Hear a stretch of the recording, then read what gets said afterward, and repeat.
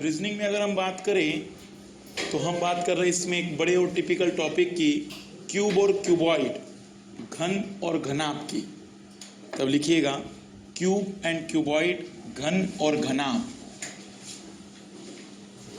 हाँ जी।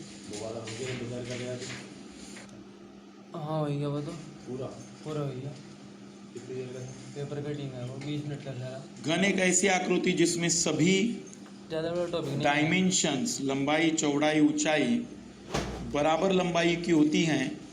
यहाँ पर हर एक भुजा की लंबाई को हम a मानते हैं, लंबाई हो, चौड़ाई हो या ऊंचाई हो। और घनाभ का मतलब होता है जिसमें कोई एक डायमेंशन बाकी डायमेंशन से अलग हो जाए। कोई एक या तीनों अलग हो तो भी चलेगा, लेकिन कोई एक डायमेंशन अलग हो जाए तो वहाँ पर एक होता है लंबाई, एक होता है चौड़ाई और एक होता है ऊंचाई।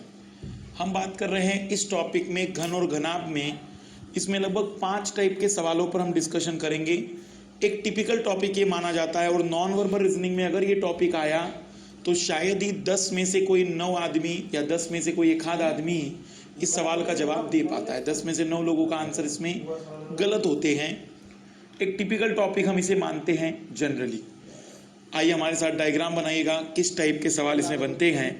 घन का मतलब जैसे कि अगर हम बात करें जहाँ पर सभी लंबाई, चौड़ाई, ऊंचाई समान होगी, और घनाभ का मतलब जहाँ पर लंबाई, चौड़ाई, ऊंचाई में कोई एक अलग होगा। एक बड़ा घन हम बना रहे हैं और उसमें कट करने के बाद फिर हमसे पूछा जाता है कि कुल छोटे घनों की संख्या कितनी होगी। सभी डायमेंशन समान तो घन, और सभी डायमेंशन अलग अलग तो घनाभ। ये घन की संरचना है, ये क्यूब है, और ये घनाभ क्यूबॉइड है। क्यूब और क्यूबॉइड।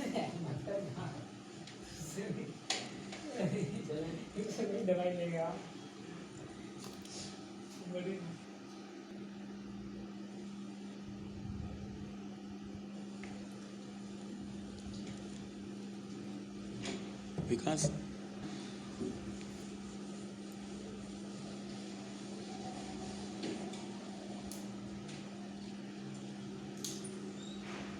एक बड़ा क्यूब बनाइएगा, क्योंकि अब हम इसी पर पूरा कंसेप्चुअल बातें बनाएंगे।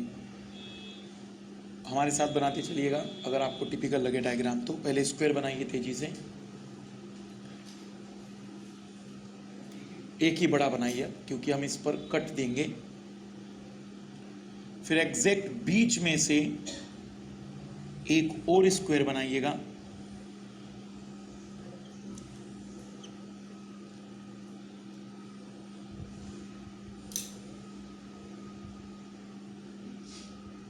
और इन कॉर्नर्स को हम जोड़ देंगे।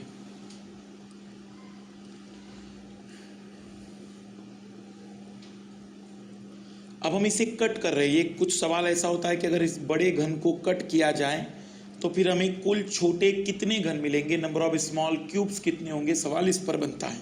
तो पहले इस पर डायग्राम की बात हम कर रहे हैं। इन दोनों लाइनों के बीच में एग्जैक्ट एक कट बनाइएगा।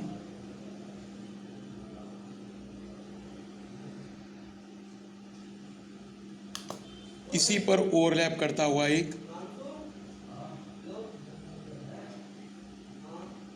और इन दोनों के बीच में एक और कट बनाइएगा।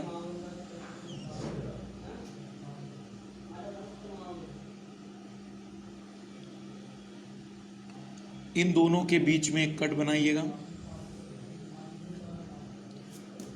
इसी पर ओवरलैप करता हुआ एक और कट होगा, और इन दोनों के बीच में एक और कट बनाइएगा। ये सामने की सरफेस कट होने के बाद हमें कुछ इस प्रकार से दिखाई दे रही है। ऐसे ही हमें ऊपर भी बनाना है।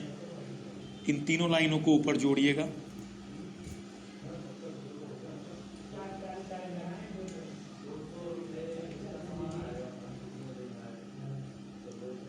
इन्हें पीछे,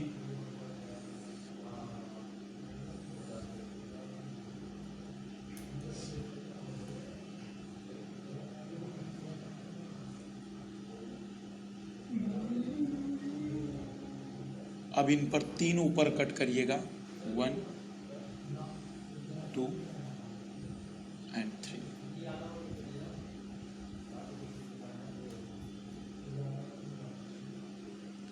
इन्हें वर्टिकली 1 2 एंड 3। जैसे हम किसी केक को काटते हैं तो केक का एक पीस निकालने के लिए वर्टिकल कट किया जाता है, इस तरीके से वर्टिकल कट होता है, और फिर एक छोटा सा कट नीचे से देते हैं तो एक पीस बाहर निकलता है। ऐसे यहाँ पर ये पीस बना है, ये पहला क्यूब शेप का पीस है, ये दूसरा पीस है, ये तीसरा पीस है और ये चौथा पीस है। इस तरीके से यहाँ पर छोटे क्यूब आप अलग कर सकते हैं। ये छोटे क्यूब ऐसे कुल कितने हैं इसमें, तो सबसे पहला कंसेप्ट यहाँ बनता है number of small cube, total number of small cube, कुल छोटे घनों की संख्या। तब लिखना total number of small cube, कुल छोटे घनों की संख्या।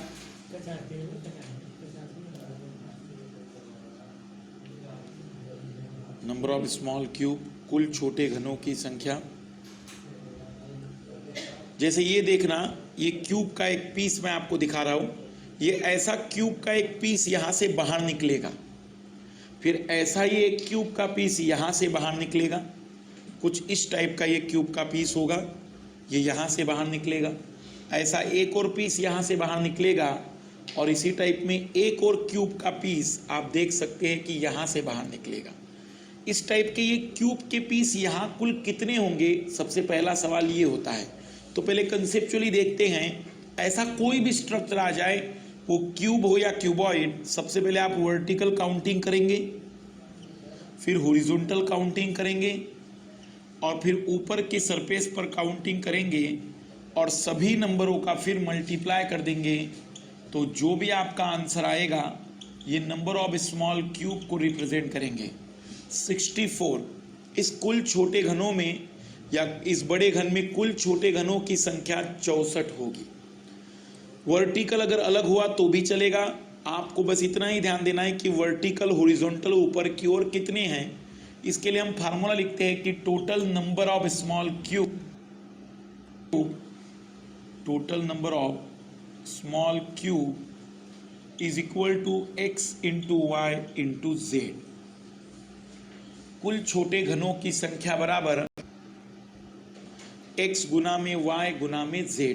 Total number of small cube is equal to x into y into z. X का मतलब वर्टिकल, y का मतलब हॉरिजॉन्टल, और z का मतलब अपर सरफेस पर।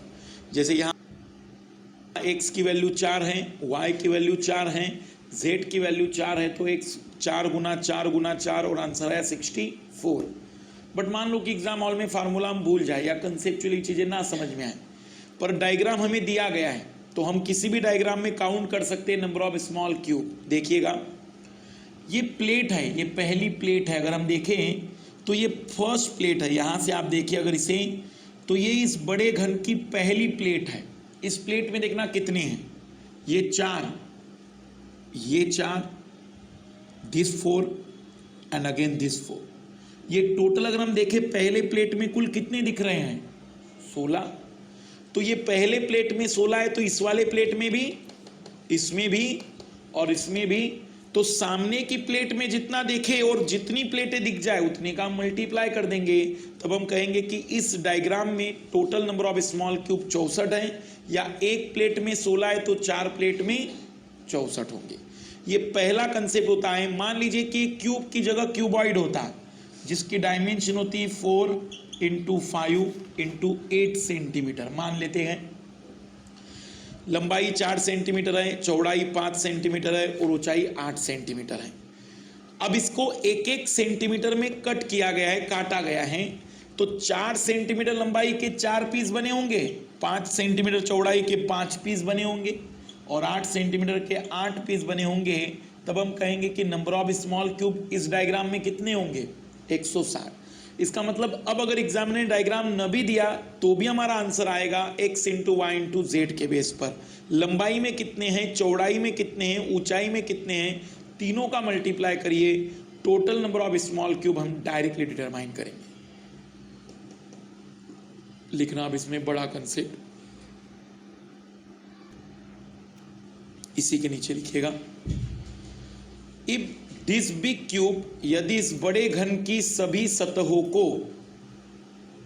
If this big cube coloured by the same colour, यदि इस बड़े घन की सभी सतहों को एक ही रंग से रंगा जाए,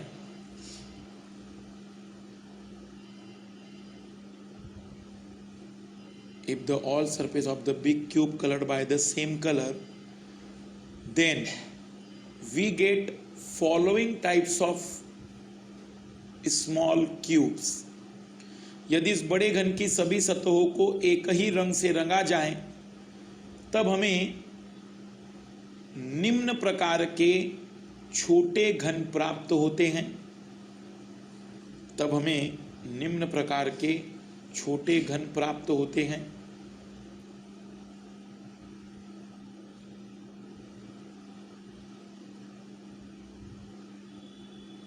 आइए देखना, अब अगर हम इस पर गौर करें कि मान लीजिए कि इसकी सभी सरफेस पर हमने कलर कर दिया है, तो कॉर्नर वालों पर गौर करना, कॉर्नर वालों की क्या खासियत रहेगी। अगर मान लीजिए मैं इसकी सभी सरफेस पर कलर कर देता हूं, तो ये जो कॉर्नर वाले लोग होंगे ना, इस कॉर्नर में सामने की ओर कलर आया होगा, इस कॉर्नर में यहां पर कलर आया होगा, इस जगह पर कॉर्नर में 3 जगह कलर आया होगा। मतलब जो कॉर्नर का पीस होगा उसकी 3 सरफेस पर कलर होगा। या कल्पना करिए कि एक केक है, तो कॉर्नर का हिस्सा अगर केक से निकाला जाए तो उसमें 3 जगह पर क्रीम लगा हुआ होता है, तो ये वो हिस्सा होगा जिसकी 3 सरफेस पर कलर होगा। या फिर अगर मैं बात करूं तो ये वाला जो कॉर्नर का हिस्सा है, इस कॉर्नर के हिस्से पर भी अगर हम गौर करेंगे तो यहां पर ये 2 सरफेस दिख रही है और इस साइड से एक सरफेस पर कलर होगा। कॉर्नर में यहां भी 3 सरफेस पर कलर होगा। इस कॉर्नर पर अगर हम गौर करेंगे तो इस कॉर्नर में भी अगर आप ध्यान से देखें तो इस कॉर्नर के भी 3 सरफेस पर कलर है, सामने, यहां पर और नीचे से कलर होगा। इस कॉर्नर की अगर मैं बात करूं तो इस कॉर्नर की भी 3 सरफेस आपको कलर दिखाई देगी, सामने, उस साइड से और नीचे से। और उसी टाइप से अगर हम इस कॉर्नर की बात करें तो कॉर्नर कोई भी स्मॉल क्यूब आ जाए, कॉर्नर स्मॉल क्यूब, उसकी हमेशा ही 3 सरफेस पर हमें कलर दिखाई देगा।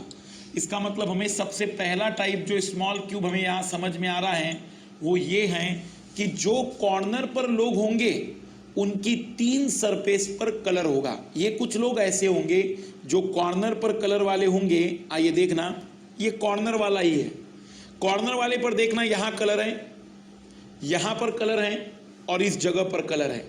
3 सरफेस पर कलर होगा, बाकी सरफेस पर कलर नहीं आएगा। जैसे ये कॉर्नर अंदर की ओर धसा होगा तो यहां कलर आया, ऊपर कलर आया, इस जगह पर कलर आएगा। कॉर्नर वाला जो भी व्यक्ति होगा उसकी हमेशा ही 3 सरफेस पर कलर होगा। बट जो कॉर्नर के बीच में है, दोनों कॉर्नर के बीच में देखना जरा, इन लोगों पर यह व्यक्ति कुछ ऐसा होगा। ये व्यक्ति अंदर धसा हुआ है, इधर से भी ये दबाया गया है, इधर से भी दबाया गया है, तो इसकी देखना यहां पर कलर है और ऊपर कलर होगा, इसके अतिरिक्त किसी भी सरफेस पर कलर नहीं आया होगा। अब अगर हम ध्यान दें तो इसकी 2 ही सरफेस पर हम कलर देख पाते हैं, यहां पर 2 ही सरफेस हमें कलर दिखाई देगी। हम इसे थोड़ा सा अलग सिंबल ले लेते हैं समझाने के लिए।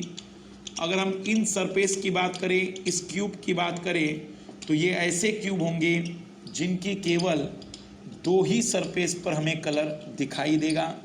इनकी केवल 2 ही सतह पर हम रंग देख पाएंगे, क्योंकि इनकी 2 ही सतह हमें दिखाई देगी।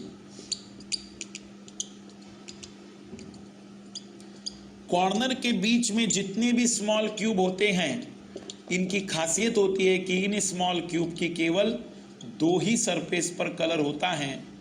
इन स्मॉल क्यूब की केवल 2 ही सरफेस पर कलर होगा।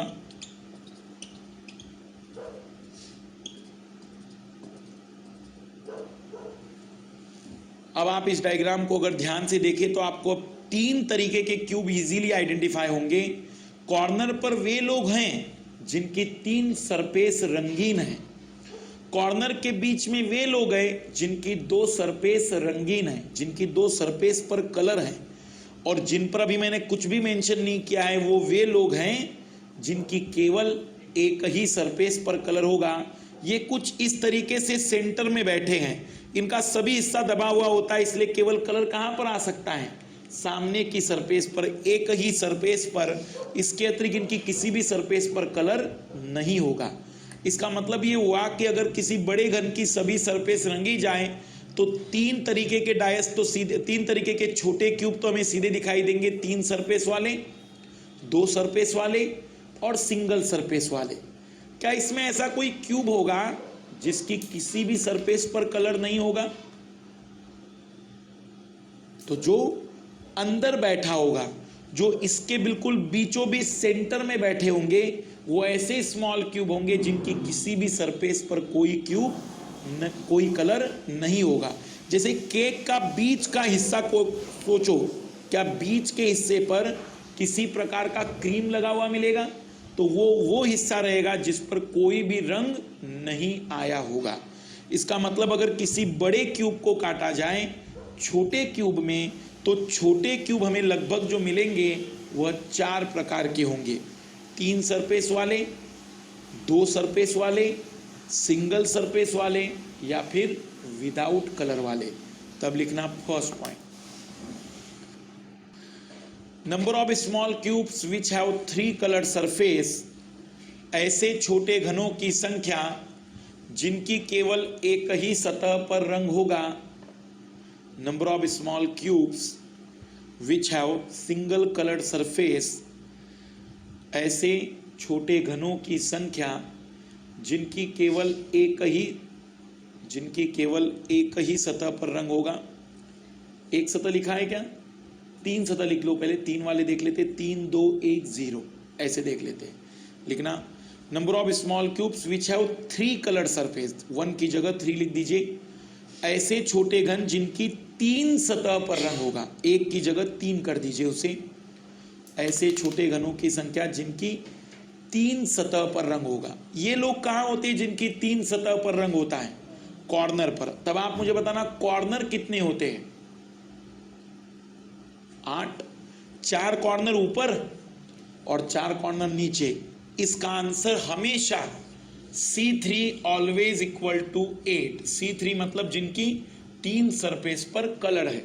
अब ये मेरी बात ध्यान देना, अगर ये क्यूब ना होकर क्यूबॉइड होता तब भी उत्तर 8 ही आता, क्योंकि क्यूबॉइड जैसे एक कमरा है तो इस कमरे में भी कितने कॉर्नर होंगे? 8 ही। इसलिए क्यूब रहा तब भी उत्तर 8 है, क्यूबॉइड रहा तब भी उत्तर 8 है। अगर ये बहुत बड़ा हो जाए तब भी उत्तर 8 है। मतलब ऐसा कोई क्यूब कट किया जाए जिसके 1 लाख टुकड़े हुए हो, तो उस 1 लाख में भी केवल ऐसे कितने छोटे क्यूब मिलेंगे जिनकी 3 सरफेस पर कलर होगा? 8। इसके अतिरिक्त इसका नंबर कोई दूसरा कभी भी नहीं होगा। मैं अगर सिंपल सी बात बताऊं तो इतना जरूर याद रखिए कि अगर किसी बड़े घन की सभी सरफेस पर कलर रंगा जाए तो जिनकी 3 सरफेस रंगीन हुई होगी, ऐसे छोटे घन हमेशा कितने होंगे? 8। इनका नंबर कभी बदलता नहीं है अगर इनकी सभी सरफेस पर कलर हो तो। दूसरा point, number of small cubes which have 2 coloured surface, ऐसे छोटे घनों की संख्या जिनकी 2 सतह पर रंग होगा। Number of small cubes which have 2 coloured surface, ऐसे छोटे घनों की संख्या जिनकी 2 सतह पर रंग होगा। कहाँ होते ये 2 सरफेस वाले लोग? कॉर्नर के बीच में। बट इनका जो नंबर होता है वो डिपेंड करेगा साइज कैसा है, वो डिपेंड करेगा क्यूब है या क्यूबॉइड है। तो इसका फार्मूला रहेगा कि नंबर ऑफ स्मॉल क्यूब जो होते हैं वो डिपेंड करते हैं साइज पर, और इनका फार्मूला होता है n-2 × 12। लिख देंगे number of small cubes which have 2 coloured surface, जिनकी 2 सतह पर रंग होगा, n-2 × 12। जिनकी 2 सतह रंगीन होगी n-2 × 12 होगा। अब जरा मेरी बातों पर ध्यान देना, n क्या है वहां पर? तो लिखिएगा देयर n, जहां n number of small cube in single line, एक पंक्ति में छोटे घनों की संख्या है, जहां n एक पंक्ति में छोटे घनों की संख्या है n number of small cube in single row. एक पंक्ति में छोटे घनों की संख्या है। जैसे यहां देखना, एक पंक्ति में छोटे घन कितने हैं? 4, यहां 4, यहां 4। तो कोई भी एक पंक्ति ले लीजिए, किसी एक पंक्ति में छोटे घनों की संख्या अगर इसमें 4 है तो 4 - 2 गुना में 12, 2 गुना में 12, हम कहेंगे कि कुल छोटे घनों की संख्या कितनी है? 24। इस डायग्राम में ऐसे 24 छोटे घन हैं जिनकी 2 सतह पर रंग होगा। फिर दोहरा रहा हूं मैं, अभी हमने सबसे पहले निकाला था कि इस डायग्राम में कुल छोटे घनों की संख्या कितनी है? 64। इन 64 में हमने 3 के बारे में देखा तो 3 सरफेस वाले लोग कितने हैं? 8। 2 सरफेस वाले लोग कितने आ गए हैं? 24। और ये 2 सरफेस निकालने का फार्मूला क्या है? n - 2 × 12। n क्या है वहां पर? एक पंक्ति में छोटे घनों की संख्या। बट मान लीजिए कि एग्जाम हॉल में बैठे हैं और जैसे ही बैठे ये फार्मूले सब भूल गए, क्योंकि एग्जाम हॉल में हर बात याद आती है सिवाय फार्मूले को छोड़कर। पर अगर एग्जामिनर ने डायग्राम दिया है तो मुझे फार्मूले की जरूरत नहीं, मैं आंसर बता सकता हूं। देखना कैसे, मुझे आप बताना, ये सामने की प्लेट है, फर्स्ट प्लेट है ये सामने की। यहां देखिएगा 1 2 3 4 5 6 7 8। आप देखना पहली और सामने की प्लेट में छोटे घन कितने हैं जिनकी 2 सतह पर रंग है? 2 4 6 और 2 8। सामने की प्लेट में 8 है, ये सामने की प्लेट में 8 है, तो पीछे की प्लेट में कितने होंगे? कितने हो गए ये? 16। अब मेरी बातों पर ध्यान देना, सामने की प्लेट में जितना, ये 4 प्लेट है इस डायग्राम में, सामने की प्लेट में अगर 8 हैं तो ऑब्वियसली बात है कि आखिरी की प्लेट में भी कितने होंगे? 8। क्या यहां तक की बात समझ में आ रही है? और बीच की प्लेट की अगर मैं बात करूं तो बीच की किसी भी प्लेट में इनका नंबर हमेशा 4 होता है, एक प्लेट में। फिर बीच में 1000 प्लेट आ जाए या 10,000 आ जाए, हर एक प्लेट में इसका नंबर होगा 4। कैसे? ये 1, ये 2, 2 ऊपर और 2 उसी प्लेट में नीचे। इसलिए किसी भी एक प्लेट की अगर मैं बात करूं, बीच में कोई एक प्लेट ये बना रहा हूं मैं, इसकी एक प्लेट में 4 होंगे, ऐसी बीच में 2 प्लेटें हैं तो यहां 4 यहां 4। हम कहेंगे सामने 8, आखिरी में 8, 16 और 4 20 और 4 24। ये विदाउट फार्मूला मैंने काउंट करके दिखाया है, और अगर हम फार्मूले से काउंट करेंगे तो n - 2 × 12। फिर दोहरा रहा हूं मैं, जिनकी 2 सतह पर रंग होता है वो कॉर्नर के बीच में होते हैं। सबसे पहली और इंपॉर्टेंट बात, इनको निकालने का तरीका होगा n - 2 × 12। लेकिन अगर हम मान लेते हैं कि फार्मूला भूल गए तो इतना याद रखना है कि सामने की प्लेट में जितना, आखिरी की प्लेट में भी उतना ही, और बीच की हर एक प्लेट में कितना होगा? 4। और ये जो तरीका है वो घन हो, घनाभ हो, क्यूबॉइड हो, हर जगह अप्लीकेबल होगा। लेकिन फिर एक कल्पना हम मान के चलते हैं कि डायग्राम भी ना दिया जाए और क्यूब भी ना हो, क्योंकि क्यूब हुआ तो फार्मूला अप्लाई हो जाएगा यहां पर, तो अगर हमें फार्मूला याद है।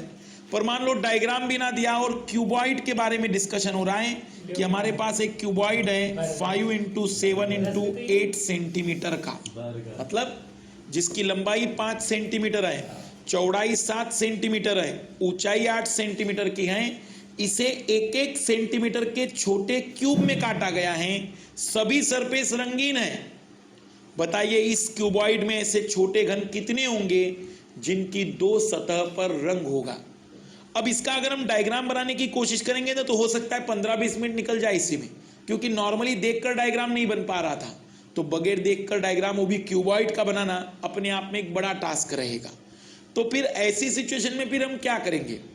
फिर रिपीट कर रहा हूं मैं, देखो C3 का कोई झगड़ा नहीं, C3 घन हो, घनाभ हो, बड़ा हो, छोटा, उत्तर कितना है उसका? हमेशा 8, ये तो फिक्स्ड है। C2 की प्रॉब्लम ये कि n - 2 × 12 फार्मूला होता है, पर ये फार्मूला केवल तब लगेगा जब लंबाई में, चौड़ाई में और ऊंचाई में घनों की संख्या क्या होगी? बराबर होगी। यहां पर अगर हम क्यूबॉइड की बात करें तो घनाभ के हर एक सतह पर घनों की संख्या समान नहीं है। लंबाई में कुछ और होंगे, चौड़ाई में कुछ और होंगे, ऊंचाई में कुछ और होंगे, और मुझे डायग्राम भी दिया हुआ नहीं है।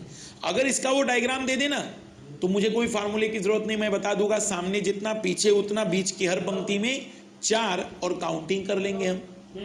बट इसमें डायग्राम भी नहीं दिया है और वो डिटरमाइन करने के लिए कह रहा है कि C2 कितना होगा। तब देखना, तब भी ये फार्मूला हमारी मदद करेगा, तब भी यही फार्मूले से हम उत्तर लाएंगे, पर तरीका कैसा होगा उसे देखिएगा। मान लीजिए कि अगर घन की जगह घनाभ दिया जाता है तब हमें ये फार्मूला ही मदद करेगा। वो कैसे, उस पर गौर करना। एक बार आप लंबाई में कितने वो रखिए, तो लंबाई में 5 थे, क्योंकि 5 टुकड़े हुए थे तो ये 36 आ गए, लंबाई में 36 हो गए। चौड़ाई में कितने हैं, तो 7 - 2 गुना में 12, तो ये आ गया 60। और फिर हमने देखा कि ऊंचाई में कितने, तो 8 - 2 गुना में 12, 72।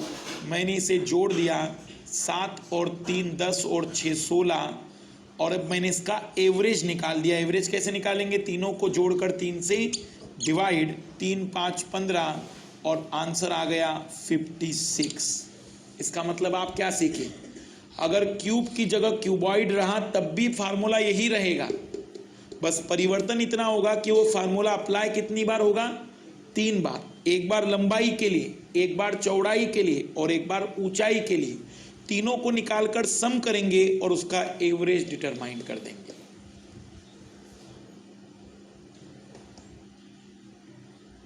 कहीं भी इस टाइप का कोई भी सवाल आ जाए, आप जब भी निकालेंगे तो C3 का आंसर तो हमने फिक्स कर दिया, कितना रहेगा, 8। और C2 के लिए n-2 × 12। अगर घन की जगह घनाभ रहा तो उस सिचुएशन में आप एक बार लंबाई को रखेंगे, एक बार चौड़ाई को रखेंगे, एक बार ऊंचाई को रखेंगे, तीनों डिटरमाइन करके उनको जोड़ेंगे और उनका एवरेज निकालेंगे। जो एवरेज आएगा वो डायरेक्ट आंसर बता देगा। मतलब अब हमें हर तरीके से उत्तर निकालते आता है। डायग्राम दिया तो भी, डायग्राम नहीं दिया तो भी, घन दिया तो भी, घनाभ दिया तो भी, मतलब कोई भी स्ट्रक्चर आ जाए, हम ऐसे छोटे घनों की संख्या बता सकते हैं जिनकी 2 सतह पर रंग होगा। C3 में कोई कंफ्यूजन नहीं, इनका तो उत्तर हमेशा ही 8 आएगा। C2 में n-2 × 12, और n-2 × 12 की जब बातचीत की जाएगी तो n का मतलब एक पंक्ति में छोटे घनों की संख्या। पर यह फार्मूला केवल तब लगता है जब सभी जगह लंबाई, चौड़ाई, ऊंचाई में घनों की संख्या क्या होगी, समान। अगर समान न रही, अलग अलग रही, तो भी ये फार्मूला मदद करेगा। एक बार लंबाई में, एक बार चौड़ाई में, एक बार ऊंचाई में, तीनों को जोड़कर उनका एवरेज। पर अगर बगैर फार्मूले के निकालना हो तो तरीका क्या है, सामने जितना पीछे उतना, और बीच की हर पंक्ति में इनकी संख्या कितनी होगी, 4। आइए लिखना इसमें तीसरा, number of small cubes which have single coloured surface. ऐसे छोटे घनों की संख्या जिनकी एक ही सतह पर रंग होगा। Number of small cubes which have single coloured surface. ऐसे छोटे घनों की संख्या जिनकी एक ही सतह पर रंग होगा।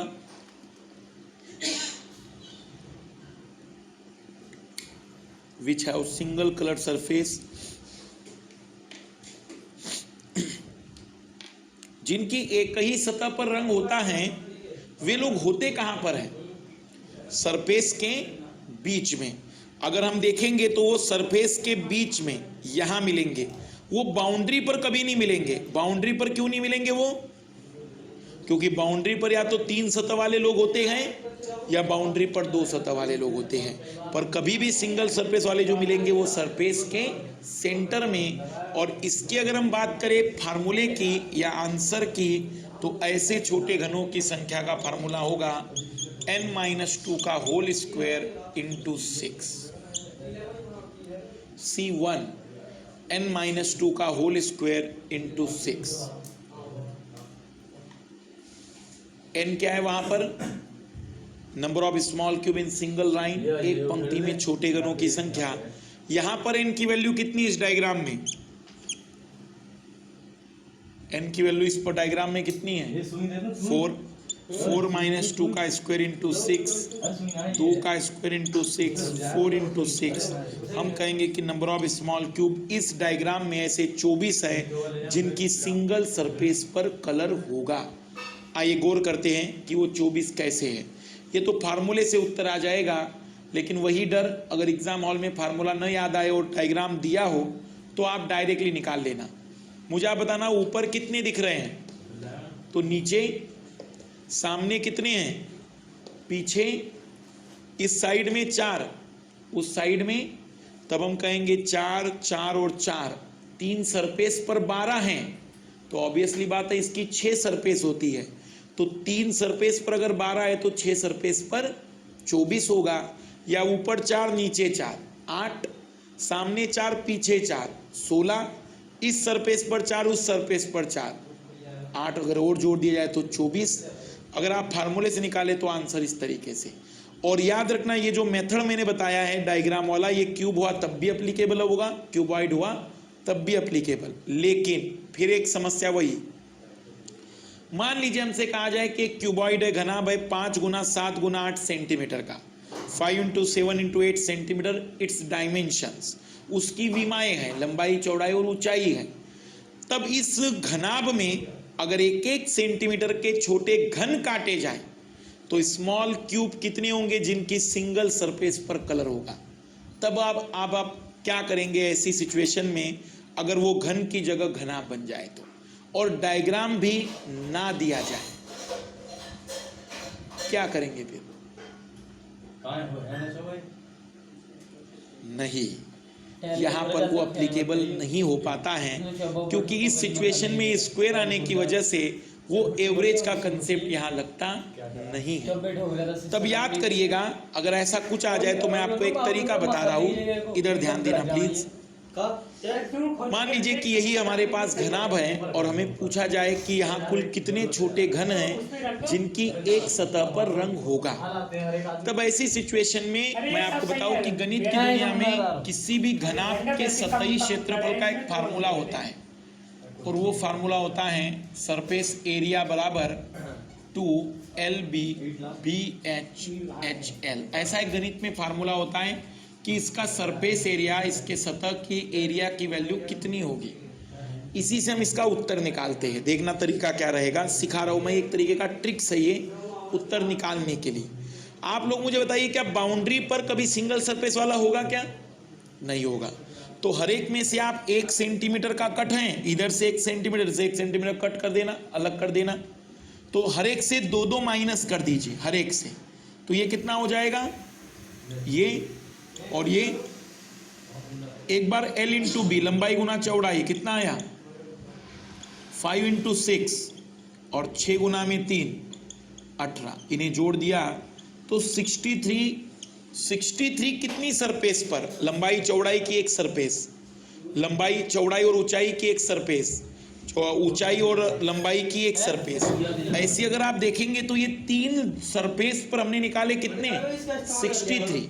तो 2 सरफेस पर कितने, 6 सरफेस पर कुल कितने हो जाएंगे, 126। फिर रिपीट कर रहा हूँ, शायद ये कंफ्यूज कर रहा हो, मैं फिर नए डाटा देकर आपको समझा रहा हूँ।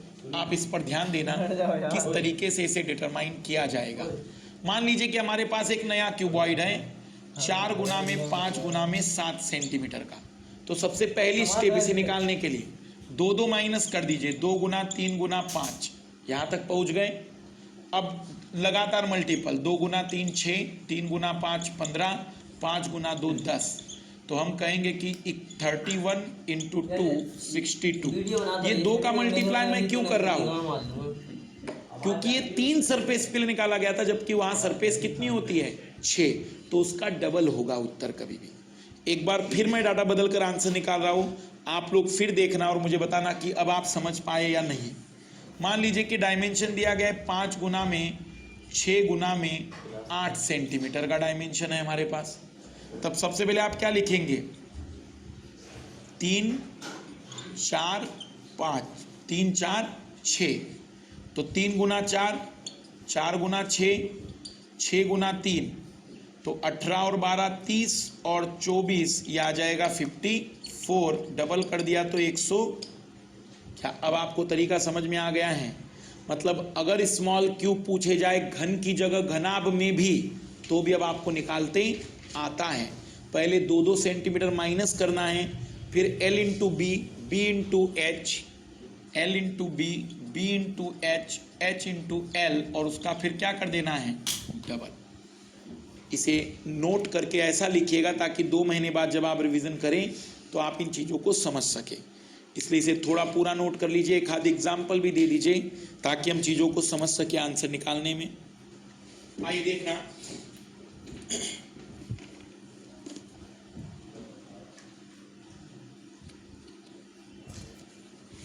शायद अब क्लैरिटी आ जाएगी। ये इस प्रकार का क्यूब होता है। ये जब हमने इसे कट कर दिया है तो अब अगर आप इसे ध्यान से देखेंगे तो ऐसे हमें छोटे छोटे टुकड़े मिल सकते हैं। अगर मैं इन्हें अलग करूँ तो ऐसे छोटे छोटे क्यूब हमें कुल कितने मिलेंगे? तो अभी ये डायग्राम बिल्कुल इसी का है, क्योंकि ये 4-4 का ही बनाया गया है। तब देखना इसमें कितने हैं, 4, 4, 8, 4, 12, 4, 16। तो टोटल अगर हम काउंट करेंगे तो 16, 16, 16, 16, कुल कितनी प्लेटें हो जाएगी? है 4, 4, 16 गुना 4, 64।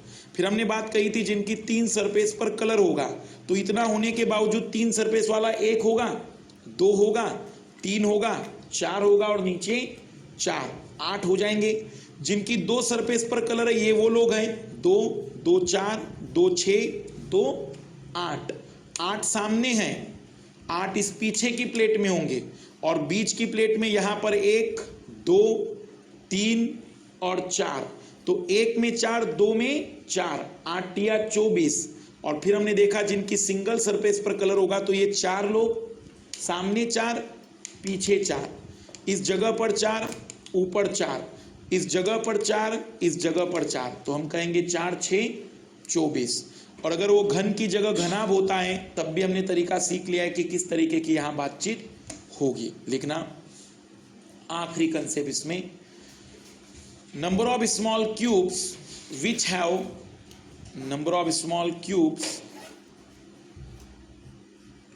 विच हैव नो कलर्ड सरफेस, ऐसे छोटे घनों की संख्या जिनकी किसी भी सतह पर रंग नहीं होगा। Number of small cubes which have no coloured surface, ऐसे छोटे घनों की संख्या जिनकी किसी भी सतह पर रंग नहीं होगा, जिनकी किसी भी सरफेस पर कलर नहीं होगा। ये कहां बैठे होंगे? बिल्कुल अंदर, इसके सेंटर में बिल्कुल।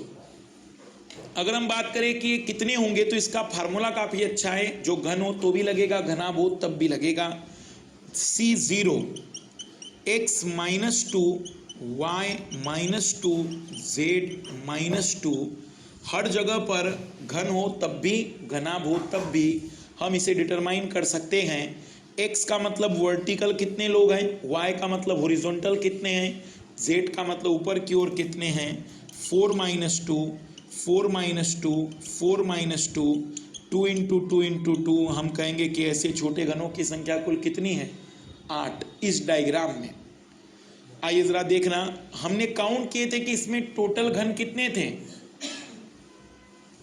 3 वाले लोग कितने थे?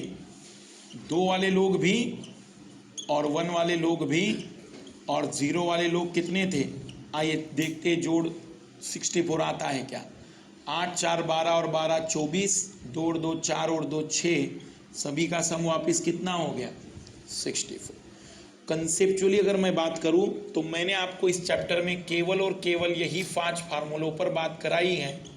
x × y × z, ये कब अप्लीकेबल होगा?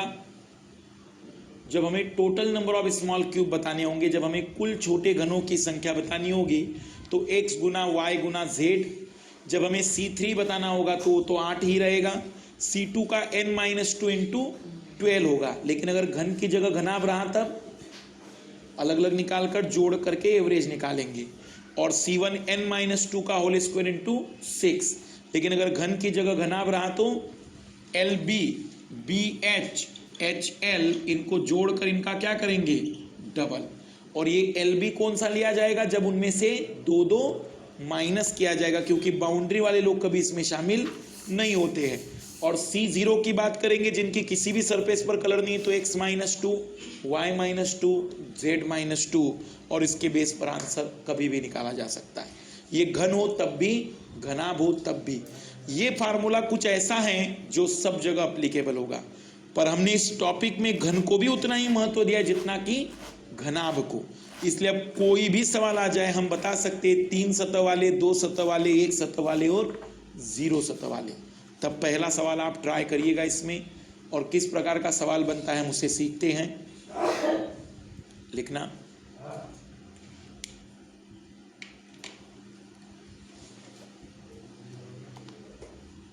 ए 5 सेंटीमीटर बिग क्यूब, 5 सेंटीमीटर के एक बड़े घन को, ए 5 centimetre big cube cut into 125 small cube, 5 centimetre के एक बड़े घन को 125 छोटे घनों में काटा गया है। Cut into 125 small cubes, 5 centimetre के एक बड़े घन को 125 छोटे घनों में काटा गया है। ईच हैव 1 सेंटीमीटर डायमेंशन, जिसमें प्रत्येक का माप 1 सेंटीमीटर है। ईच हैव 1 सेंटीमीटर डायमेंशन, जिसमें प्रत्येक का माप 1 सेंटीमीटर है।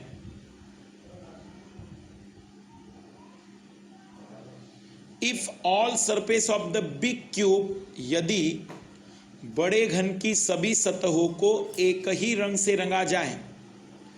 If all surface of the big cube coloured by the same colour, यदि बड़े घन की सभी सतहों को एक ही रंग से रंगा जाए। Then give the answer of following questions, तब निम्न प्रश्नों के उत्तर दीजिए। Then give the answer of following questions, तब निम्न प्रश्नों के उत्तर दीजिए। Number of small cubes which have 2 colour surface, ऐसे छोटे घनों की संख्या जिनकी 2 ही सतह पर रंग होगा, जिनकी 2 सतह पर रंग होगा। Number of small cubes which have 2 colour surface, ऐसे छोटे घनों की संख्या जिनकी 2 सतह पर रंग होगा।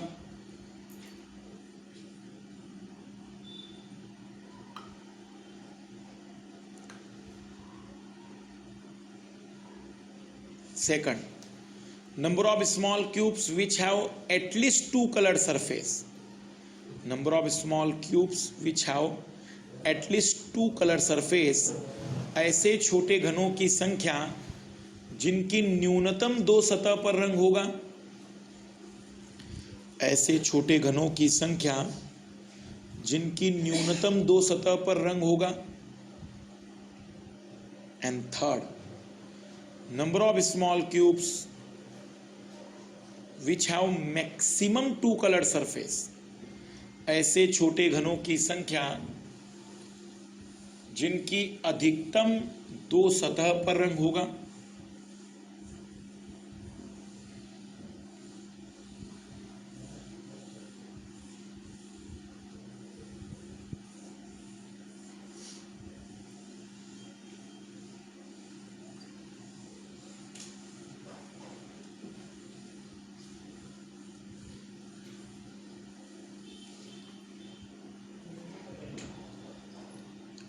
करिए ट्राई तीनों सवाल।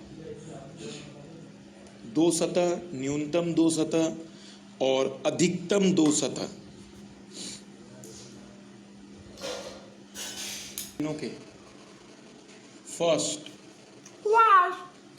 में तो सीधा फार्मूला आप लगा सकते हैं, जिनकी 2 सतह पर रंग होगा n-2 इंटू 12। n की जगह आप क्या पुट करेंगे? 5 - 2 गुना में 12।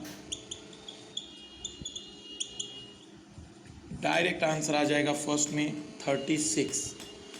ऐसे कुल 36 छोटे घन हैं जिनकी 2 सतह पर रंग होगा। पर दूसरा सवाल वो पूछता है एटलीस्ट 2 कलर। एटलीस्ट 2 कलर का मतलब हम क्या समझते हैं? कम से कम 2 का मतलब क्या हुआ? फिर दो तो चलेंगे ही, दो से ज्यादा वाले लोग भी एक्सेप्ट है। तो दो सतह वाले तो अभी हमने देखा 36 थे, दो से अधिक वाले मतलब 3 सतह वाले लोग हमें लेने होंगे और वो काउंट किया जाए तो कितना आएगा 44। और तीसरा जिनकी अधिकतम 2 सतह पर रंग होगा, इसका कोई मतलब बताए। अधिकतम 2 सतह का मतलब क्या समझे आप लोग?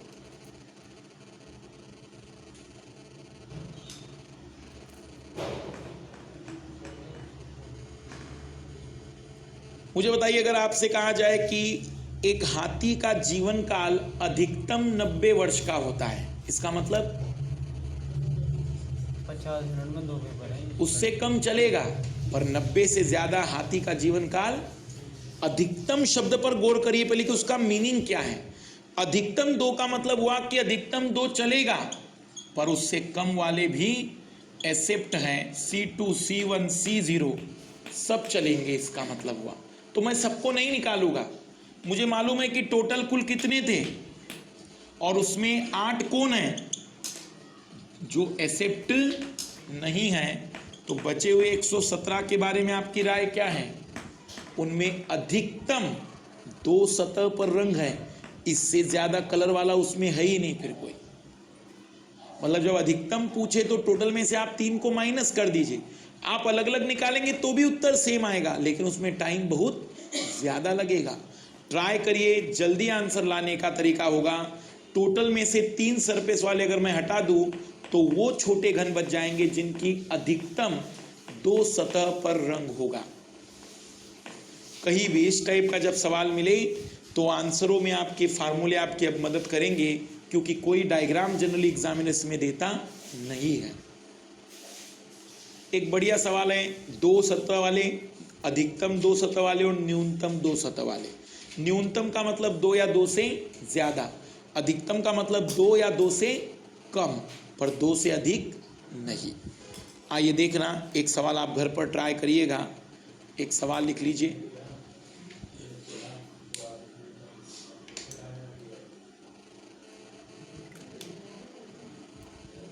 ए 4 सेंटीमीटर बिग क्यूब, 4 सेंटीमीटर के एक बड़े घन को,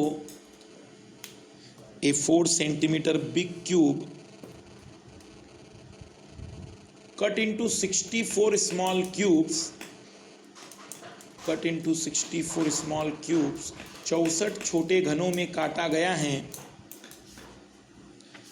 64 छोटे घनों में काटा गया है।